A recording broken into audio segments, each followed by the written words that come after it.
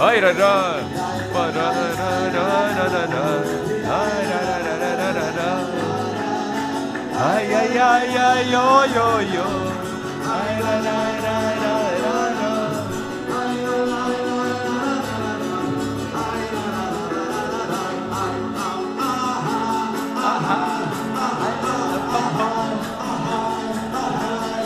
Ay ay yo.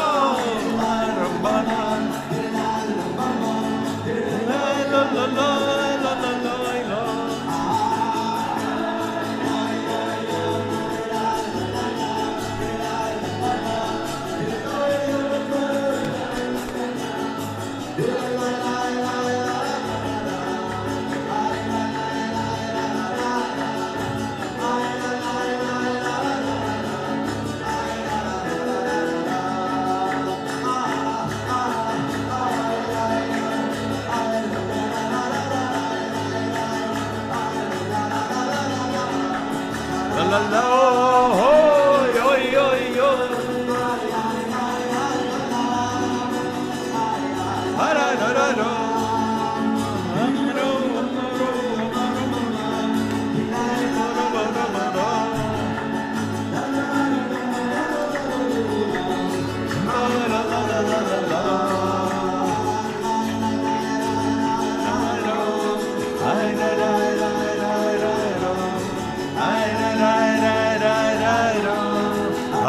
da da da da da. How's everybody doing? Great to be learning with you on a Friday afternoon, Erev Shabbos. Let's light up the darkness. Who's in the house on a Friday? Yom Shishi. Joseph in Sierra Nevada, Yehudit in South Carolina, Paul in the Great Northwest, Gordo in Scotland, Sharon in New Jersey, Renee in Indiana, Melissa in Great Neck, Joe in the Inland Empire, Guy in Ohio, Belle in Texas, Lorraine in Texas, Bella in Florida, Alan in New York City. Welcome, everybody. Our daf today is page 24 here in Tractate Avoda Zara, continuing our discussion of Mishnah number 1 in chapter 2 here in the 27th volume of the Talmud, Avoda Zara. As we discussed yesterday, the sages were living in a time where they were surrounded by, people with very questionable morals. Who were, suspected of murder, of adultery, of rape, incest, and bestiality.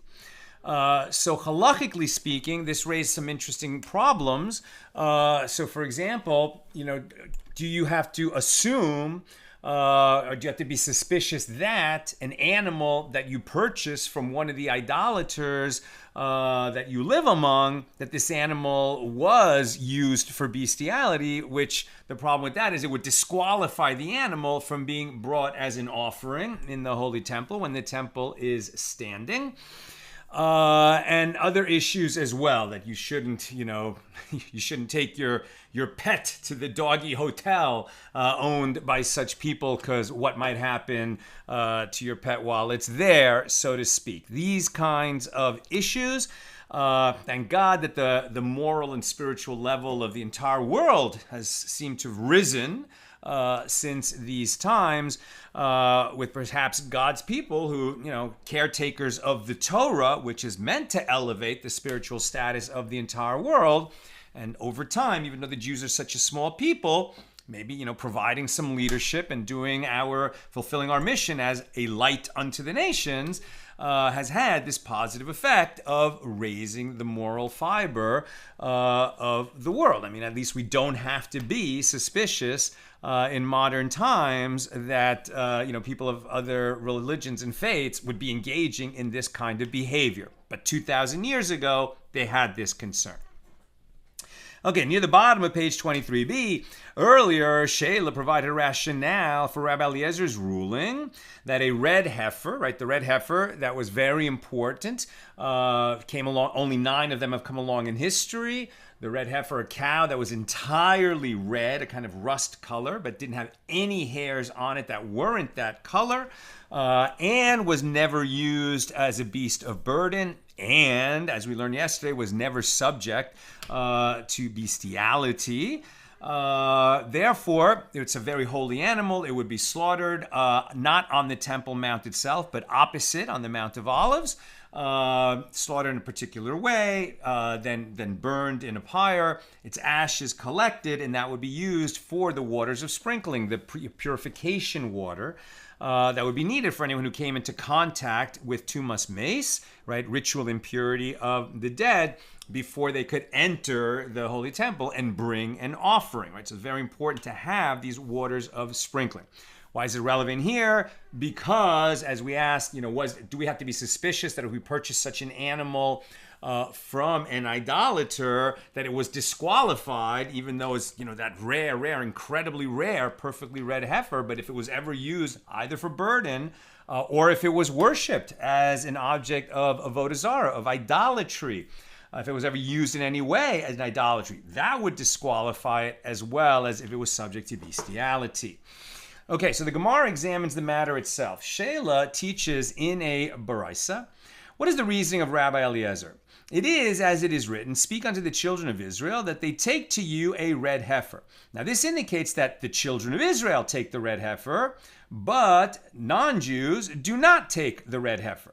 So the Gemara asks, if that is so, then when the verse states, with regard to the donations for the tabernacle, speak unto the children of Israel that they take for me an offering, so too one can claim that only the children of Israel take an offering for God, but the non-Jews do not take an offering, and therefore that no items for the temple service may be purchased from non-Jews.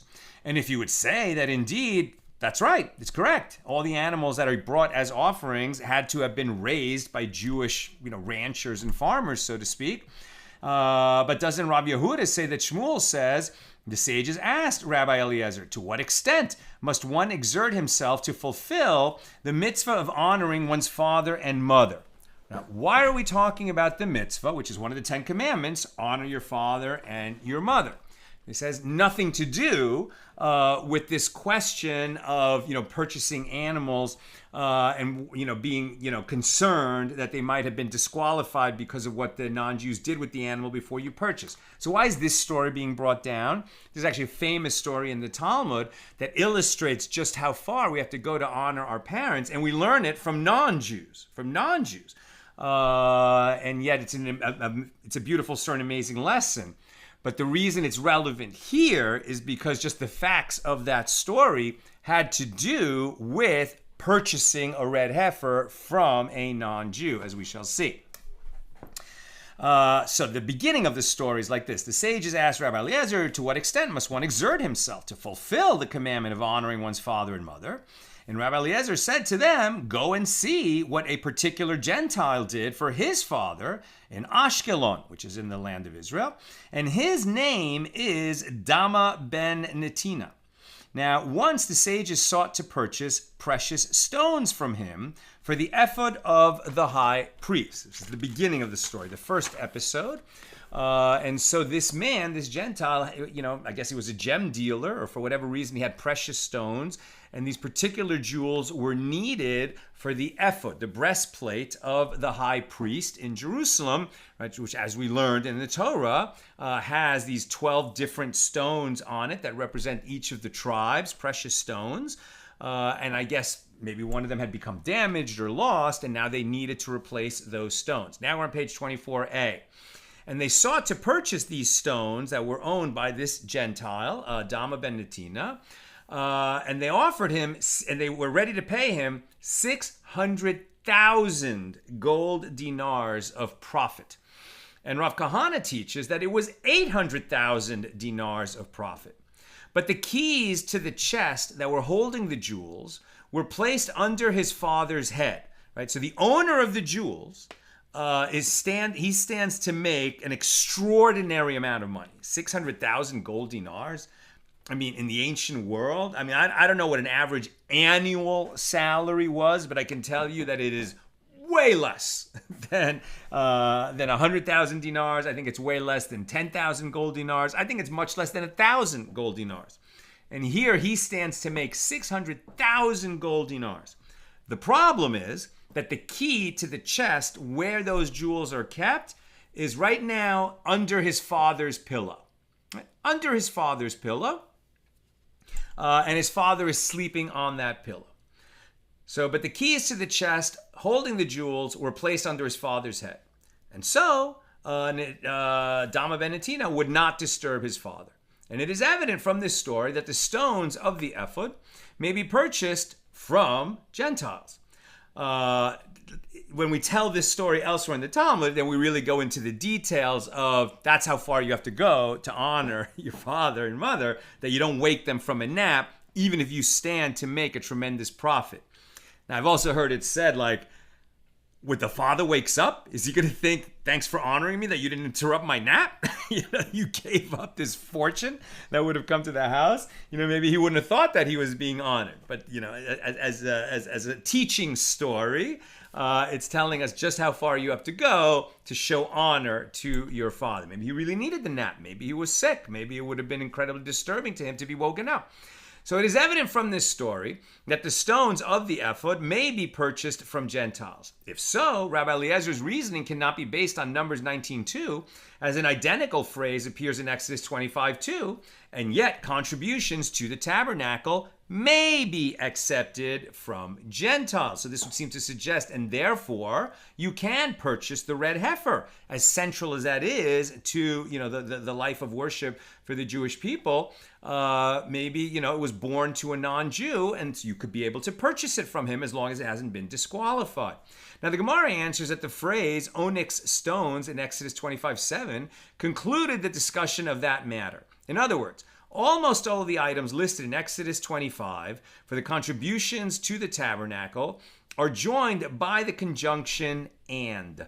Before the verse mentions the stones for the ephod, it states onyx stones without the conjunction and. And this omission serves to disconnect these stones from the earlier phrase that they take in Exodus 25:2, which means that the disqualification of items purchased from Gentiles for use in the Holy Temple, derived from this phrase, does not apply to the items that are listed after that point. We learned from the syntax that this particular law doesn't apply to the items that come after that in the grammar of the Torah.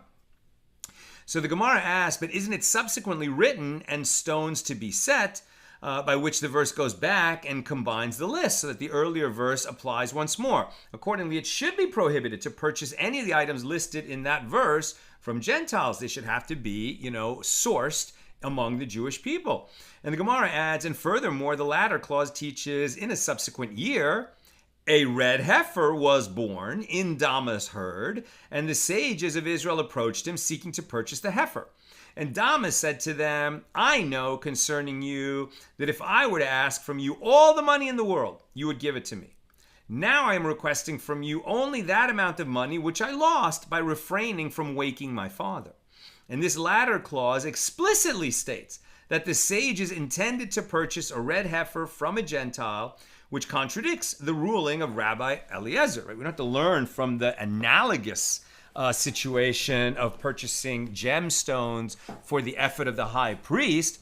If we're going to be talking about whether you can purchase an animal, in particular a red heifer, well, we had that incident that actually happened in history where the sages sought to purchase a red heifer from a non-Jew. Therefore, it must be permissible.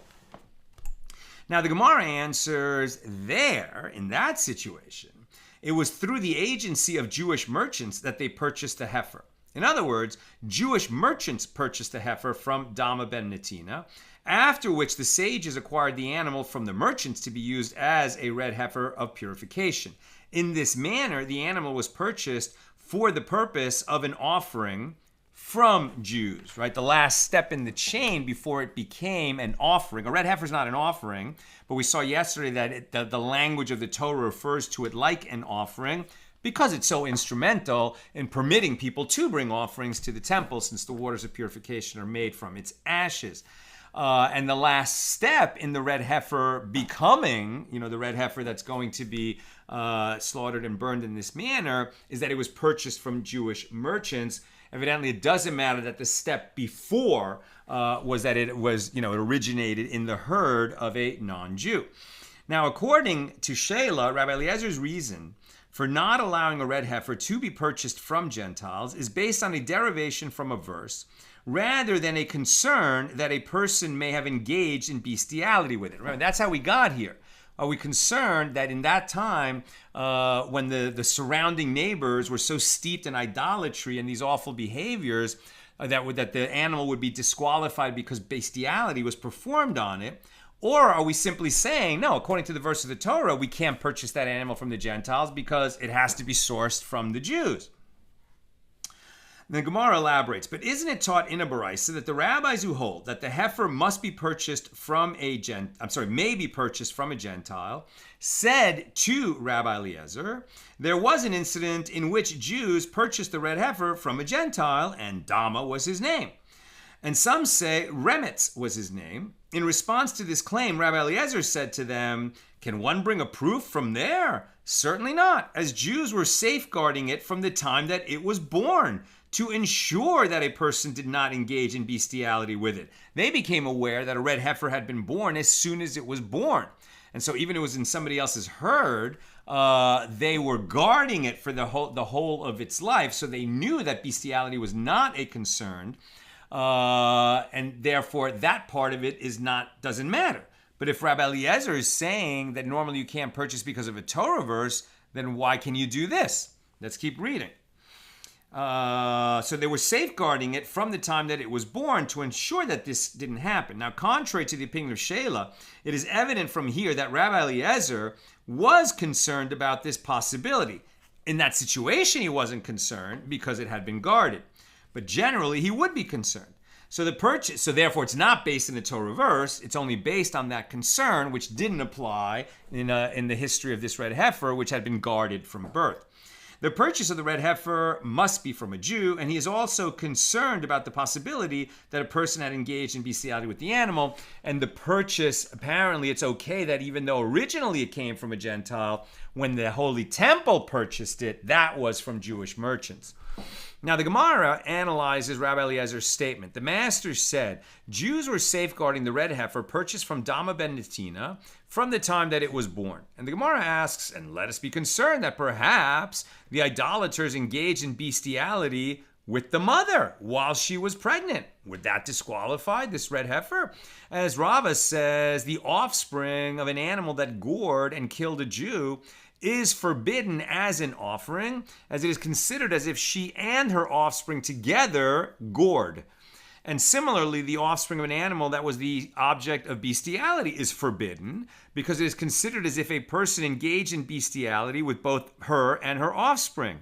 And the Gemara answers say that Rabbi Eliezer meant that Jews were safeguarding it from the time that it was conceived. Right? So apparently it's not that if bestiality was performed on the mother and then later, it was conceived. The problem would be is if there was bestiality performed on the mother cow while it was pregnant, but in this case they knew it wasn't. Well, how did they know that it was going to be a red heifer when at the time of conception in the mother cow's womb? That's a kind of odd claim. Let's keep reading. The Gemara asks, and let us be concerned that perhaps they engage in bestiality with the mother from the outset, i.e. before conception. As we learned in a Mishna in Tractate Temura 30b, with regard to all animals that are disqualified for the altar, such as one that was the object of bestiality, sacrifice of their offspring is permitted. And it is taught with regard to this case that Rabbi Eliezer prohibits their offspring from being sacrificed on the altar. So Rabbi Eliezer, in the minority opinion, prohibits an animal that was ever subject to this crime, even if it only conceived an offspring later, that offspring would be disqualified from serving as an offering in the Holy Temple. That's Rabbi Eliezer's view. The majority overrules him.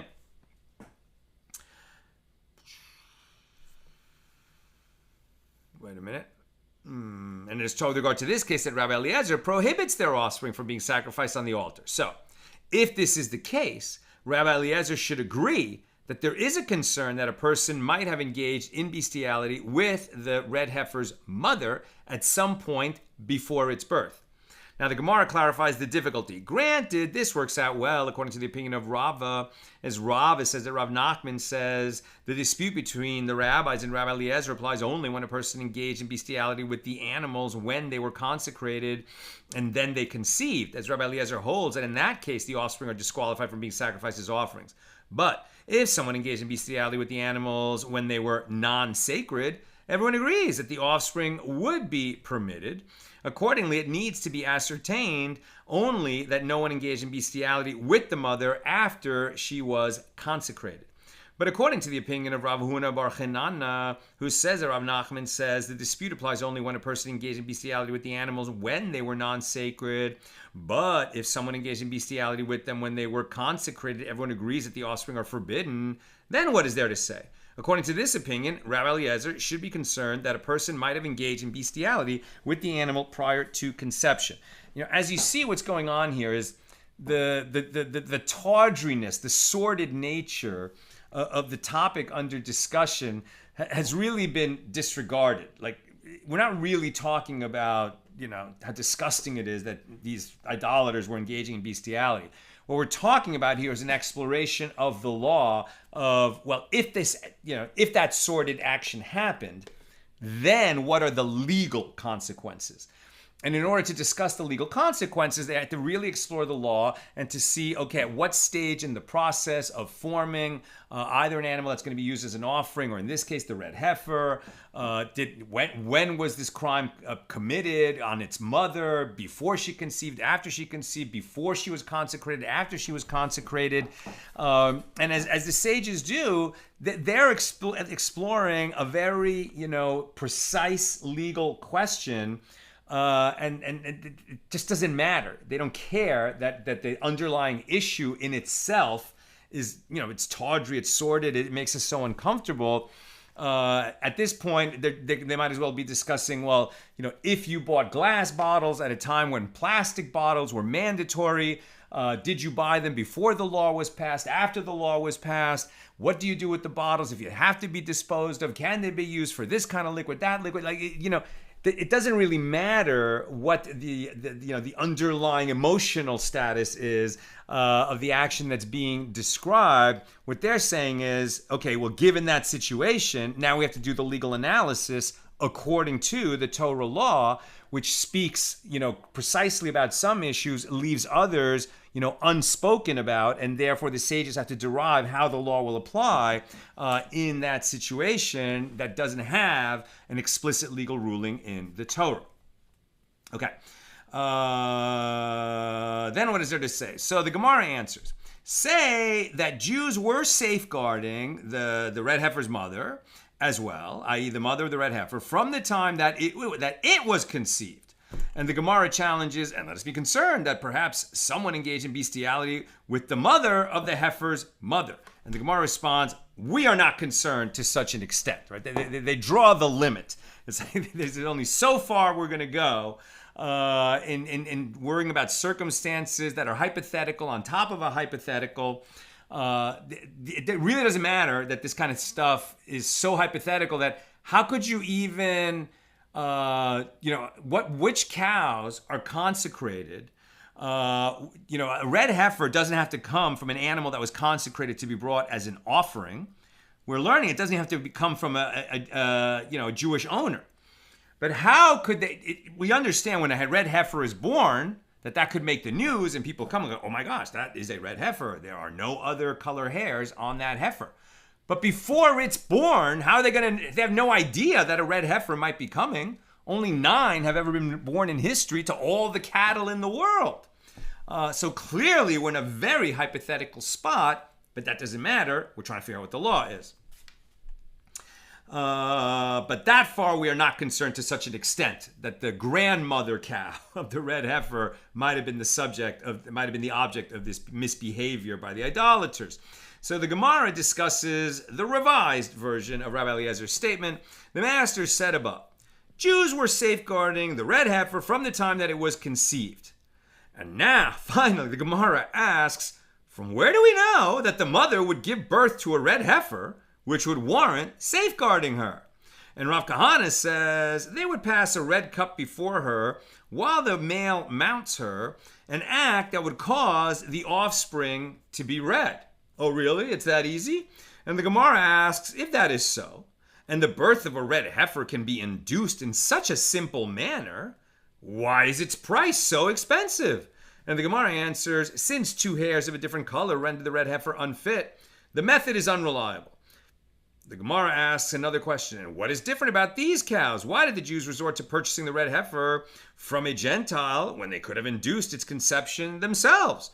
And Rav Kahana says, Dama ben Netina owned a herd of cattle that were known to beget red heifers, and therefore they preferred to employ the aforementioned method with one of his cows, because I guess it was much more likely to succeed.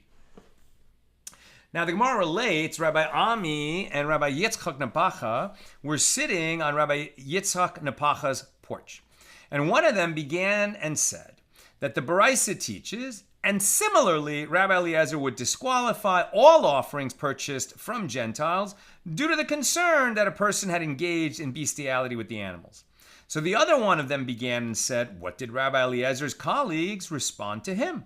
And they quoted the verse, all flocks of Kedar shall be gathered together unto you, the rams of Nebios shall minister unto you, they shall come up with acceptance upon my altar, from Isaiah 60 verse 7.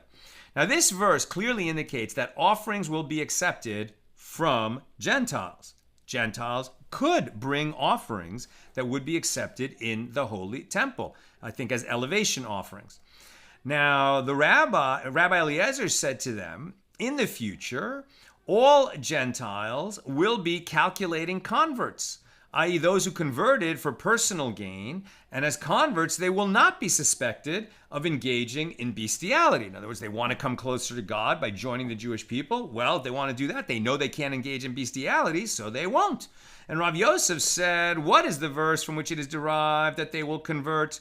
And the verse states, for then will I turn to the peoples a pure language, that they may all call upon the name of the Lord to serve him with one consent. That's Zephaniah 3:9. Perhaps looking forward to the Messianic age when all people will serve God together. And this verse indicates that all nations will worship God. And Abaye said to him, but perhaps it is only from idolatry that they will withdraw, while they will still engage in forbidden sexual relations, including bestiality. And Rav Yosef said to him, that cannot be, as it is written at the conclusion of the verse, to serve him with one consent, which indicates that the Gentiles will accept all of God's mitzvahs. That would mean, if they're accepting all the mitzvahs upon themselves, that they're becoming Jewish, right?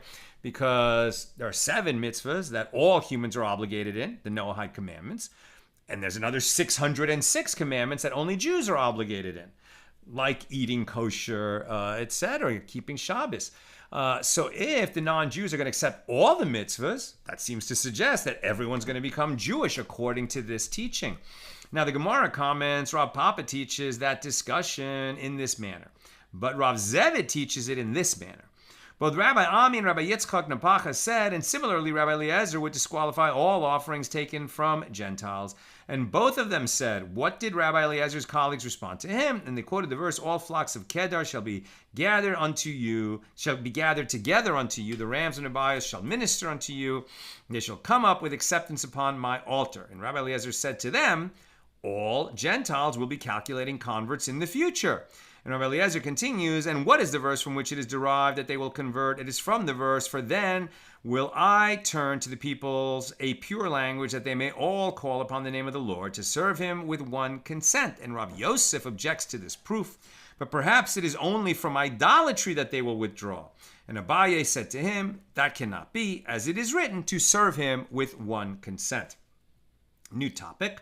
The Gemara cites a series of verses which present difficulties with regard to the claim that animals purchased from idolaters may not be used as offerings. So the Gemara raised an objection from the following verse. And Moses said, you must also give into our land offerings and burnt offerings, that we may sacrifice unto the Lord our God, from Exodus 10:25. And Moses demanded that Pharaoh provide the Jews with offerings, despite the fact that he was a non-Jew and an idolater. And the Gemara explains the law prior to the giving of the Torah was different, as at that time it was acceptable to use animals taken from Gentiles as offerings, but perhaps that changed once the Torah was given. And the Gemara raises another objection, coming here proof from the verse, and Yisro, right, Jethro, Moses' father-in-law, took a burnt offering and offerings for God. We read that in Exodus 18:12. So Yisro was not a Jew, and yet he brought offerings for God. And the Gemara answers, well, that incident with Yisro was also prior to the giving of the Torah. And the Gemara observes, granted, this works out well according to the one who says that the incident with Yisro was prior to the giving of the Torah. But according to the one who says that the incident involving Yisro was after the giving of the Torah, because we're not sure of the chronology of events in the Torah. Some say everything is in chronological order. Others say that the Torah, the narrative, skips around. So according to the view that the incident involving Yisro was after the giving of the Torah, what is there to say? How could they accept offerings from him if it is prohibited to accept animals to become offerings from non-Jews? Rather, it must be that Yisro purchased the animals from a Jew and they went from him back to the fold, as it were. The Gemara, and we're on page 24b, the Gemara further states, come and hear another objection from a verse. And Saul said, right, King Saul, they have brought them back from the Amalekites, for the people spared the best of the flock and of the herd to sacrifice unto the Lord your God. 1 Samuel 15:15. This is the beginning of the end for King Saul, when he was told that these Amalekites, right, Amalek, Amalek is a hateful people that wants only to murder Jews. That's their only goal in life. And so God says, you will wipe out the memory of Amalek from the world. And here they had an opportunity. You know, we never have license to go and wipe out another people unless God said so, right? Visibly and directly. And here God, through the prophet Samuel, told King Saul to order the army to destroy the Amalekites. And they didn't do it. They kept the best of the animals to bring as offerings, and they let the king of Amalek live. And then, Saul tried to make excuses for that, and Samuel said, well, that's the end of you as king, and that's how David became king. Now, the verse states explicitly that the Israelites intended to sacrifice animals previously owned by Gentiles. So the Gemara explains, what is the meaning of the phrase, the best? This is referring to the monetary value of the best livestock. The intention was not to sacrifice the animals themselves, but to sell them and use the proceeds of the sale to purchase other animals to sacrifice as offerings. And the Gemara inquires, and what is different about the best animals? If the animals were sold for their value, why sell those animals in particular rather than several inferior quality animals? And the Gemara explains that they did so in order that buyers would jump at the opportunity to buy superior quality livestock. In other words, it is easier to sell one superior quality animal than several inferior quality ones. Come in here, another objection from a verse. And Araunah said unto David, let my lord the king take and offer up what seems good unto him. Behold, the cattle for the burnt offering, and the threshing instruments, and the accoutrements of the cattle for the wood. 2 Samuel 24:22. Apparently, David was willing to accept oxen as offerings from a Gentile. So Rav Nachman says Araunah was a Gentile who resided in Eretz Yisrael, in the land of Israel, and observed the 7 Noahide mitzvahs. He was a ger toshav. Therefore, he was not an idolater. The 7 Noahide mitzvahs include the prohibition against engaging in bestiality, and therefore Araunah was not suspected of this practice. Tangentially, the Gemara asked, what is the meaning of the term morigim that was mentioned in that last verse with respect to the threshing instruments? And Ulas said it is a turbil bed, and the Gemara asked, what is a turbil bed? It is a serrated board, a kurkesa, that is used for threshing, right, when you're processing wheat. And Rav Yosef said, what is the verse from which the meaning of morigim is derived? It is derived from the verse, behold, I've made you a new threshing board, a morag, having sharp teeth. You shall thresh the mountains and beat them small, and shall make the hills as chaff, from Isaiah 41:15. Now the Gemara raised an objection to the opinion of Rabbi Eliezer.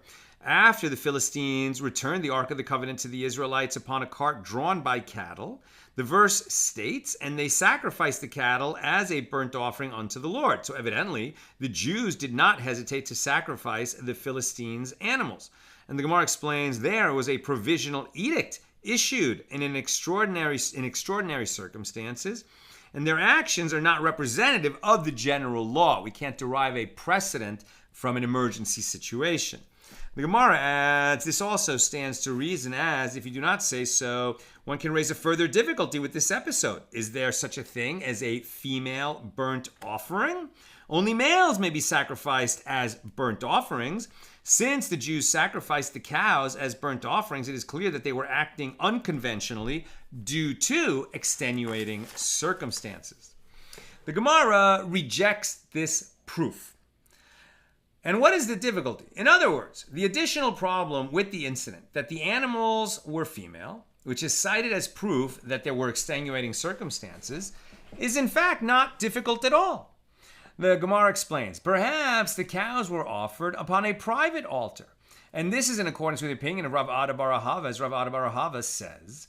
From where is it derived that a female burnt offering is fit to be sacrificed upon a private altar? Do we have private altars? No, we do not. We haven't since the temple was destroyed. Did we have private altars while the temple was in existence? No, we did not.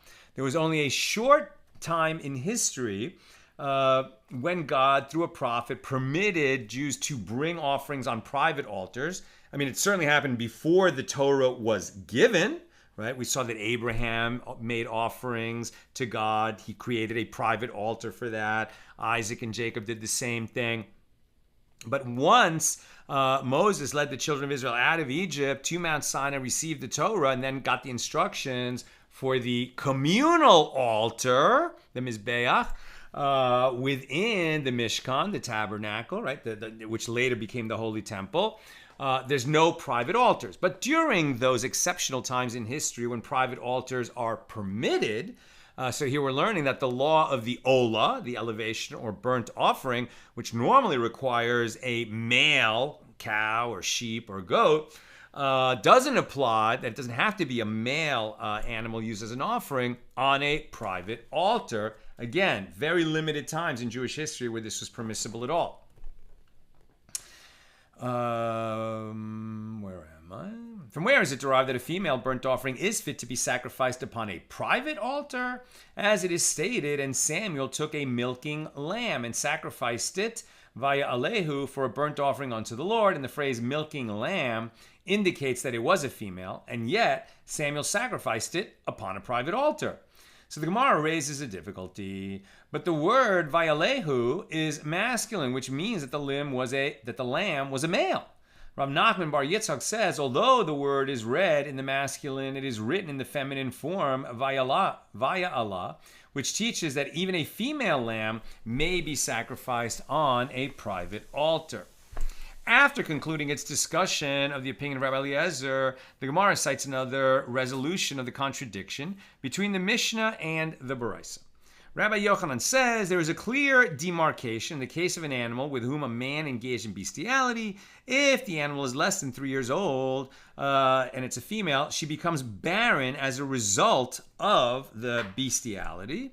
But if she is already 3 years old, she does not become barren. Although Gentiles are generally suspected of engaging in bestiality, at least in that period in history, the Baraisa rules that an animal that is less than 3 years old may be used as an offering because the idolater will refrain from engaging in bestiality with his animal if it can become barren as a result of that action. It's going to cost him too much. The animal will be greatly reduced in value if it can't reproduce and bear other livestock as offspring. I'm almost done. Questions or comments, please get them in now. They raised all those refutations from the aforementioned verses, which indicate that animals purchased from Gentiles may be used as offerings, and he answered them by claiming that the animals being offered were less than 3 years old. So the Gemara re-examines one of the objections. Well, come in here, as the verse states, and they sacrificed the cattle as a burnt offering unto the Lord. And Rabbi Yochanan explained that although in that incident in 1 Samuel 6:14, the cattle had been owned by Philistines, they were less than 3 years old, and it was therefore presumed that the Philistines had not engaged in bestiality with them. So the Gemara cites a refutation of Rabbi Yochanan's answer. Rav Huna, the son of Rabbi Nassan, objects to this. If so, if this is the reasoning you're going to use, well, then this would also be true with regard to the verse, and they took 2 nursing cows and tied them to the cart and shut up their calves at home in 1 Samuel 6:10. So according to Rabbi Yochanan, the verse is necessarily referring to cows that are less than 3 years old. And can a cow that is less than 3 years old give birth, right? If you're saying that this only applies to cows that are less than 3, because that we can be, confident that the idolater didn't engage in bestiality with it because it would be harming his own animal and risk that it would become barren. But here we're talking about animals that had already given birth to offspring. And if we start with an assumption that cows don't have offspring during their first 3 years, then we have a contradiction. But isn't it taught in a Baraisa with regard to a cow or a donkey purchased from an idolater when they were less than 3 years old? The first of their offspring born after the purchase is certainly reserved for the Kohen, who is entitled to the firstborn of a cow or donkey owned by a Jew. From this point forward, i.e. if they were older than 3 years at the time of the sale, it is uncertain whether or not the offspring is the firstborn. And this law indicates to us that an animal does not bear offspring within the first 3 years of its life. Since the cows in the verse had already given birth, they could not have been less than 3 years old, as Rabbi Yochanan claimed. Therefore, we should be concerned that they might have been subject to bestiality.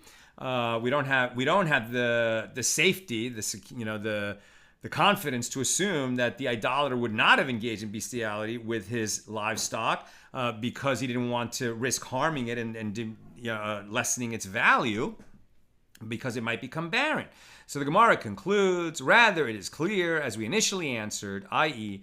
Rabbi Yochanan's suggestion is rejected, and the actions in that verse were due to a provisional edict at that time in history that they allowed female animals to be brought as an offering because that was all that was available, but that we cannot learn out from that that females could be brought on whether on a national altar or on a private altar.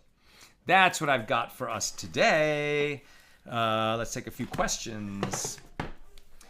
Guy, in the past, some current news reports suggest some activities such as bestiality are prevalent. I don't pay them much heed.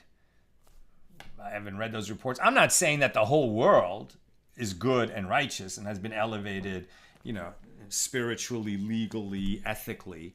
I'm just saying that we don't have to have an assumption that, if a person owns an animal, we don't have to assume or even be suspicious that they had sex with their animal unless there's evidence to suggest that they did that. In those days, they had to work from the assumption that it is a strong possibility that the person engaged in bestiality with their animal, and therefore we could not bring that animal into the fold, to be used as an offering or for other purposes. Joseph, this discussion may be comparable to the Temple Institute and how they may be funded. The red heifer they possess came from Christians in Texas. Is it really a red heifer? I guess, I've heard this a few times. I don't know if they actually have it, but this idea that if a red heifer is born in modern times, that this might suggest that Mashiach is coming very soon around the corner. And when the third temple is built in Jerusalem, which we believe will happen miraculously, it's not a construction project that people are going to do. God will build a third temple. But since we're all assumed to be tameh with tumas mace, right? In other words, because we haven't had a red heifer in 2,000 years, we don't have waters of sprinkling, and we live in a world, where the strictures to make sure that people, if they come into contact with a body or walk over a grave, that they would know that. These kinds of strictures have not been set in place for thousands of years. Therefore, none of us know whether we've come into contact with or walked over a grave or come into contact with a piece of a dead body. Therefore, we're all assumed to be tameh, ritually impure with tumas mace. That means that if the third temple, were set up today, we know who the Kohanim are, right? We know that the descendants of Aaron, they know who they are, right? People in the Jewish world, there's three kinds of Jew. Generally speaking, there's a regular Jew, which is known as a Yisrael, right? Somebody who's just a regular Jew. Then there's the descendants of Levi, of the Levitical tribe, right? The Levites, I'm one of them. And then there's a subset of the Levites, which are the descendants of Aaron, Moses' brother, and they're known as the Kohanim, right? So they are the ones that would be charged with bringing offerings on the altar when the third temple is established. But they are not going to be able to bring those offerings until they go through purification from tumas meis, from ritual impurity of the dead. They're going to have to be sprinkled with the waters of sprinkling. For that, you need a red heifer, and people who know the law and how to apply all of this. So if there's no red heifer in the world, now maybe God, when he sends miraculously the third temple, will also send a red heifer. But if you're telling me there is a Temple Institute, which is a bunch of scholars in Jerusalem who are really meticulously studying the laws of the temple and of bringing offerings so that they'll be ready when that third temple goes up. And if they have identified a pure red heifer, and now they're guarding it and watching it, obviously it's not doing any work, it's just munching grass in a pasture somewhere. But if there is a red heifer in the world, then perhaps the third temple and the coming of Mashiach in Messianic times is just around the corner. Maybe it'll happen today, God willing. That's what I've got for us today. With God's help, we're together again tomorrow after Shabbos ends in LA. I think last week I got on before 10 p.m. Shabbos ends so late this time of year, but maybe like 9:45 p.m. is what I'll aim for, sometime between that and 10. May we have a sweet Shabbos. May we hear only good news as we enter Shabbos, during Shabbos, as we come out of Shabbos. May it be peaceful, refreshing, uplifting. And we say Amen. Good Shabbos.